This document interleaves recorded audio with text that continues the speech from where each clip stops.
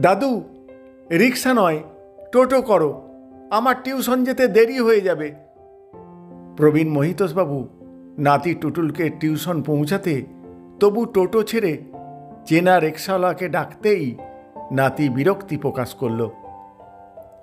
না দাদু ভাই, কিচ্ছু দেরি হবে না, এখনো আধ ঘন্টা হাতে সময় আছে বলে দুজনে রিক্সা চাপল।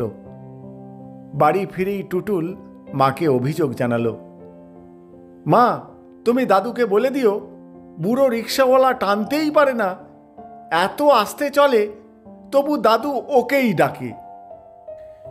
রাতে খাওয়ার টেবিলে দাদু টুটুলের মাথায় হাত বুলিয়ে বললেন, দেখো দাদু ভাই, সবাই যদি টোটো চড়ে, এই গরিব রিক্সাওয়ালার চলবে কি করে বলো? এদের অসহায় মুখগুলো আমায় খুব কষ্ট দেয়।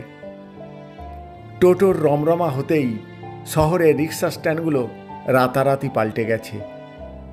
অর্থের অভাবে টোটো কিনতে না পারা কিছু রিক্সা আজও চলে।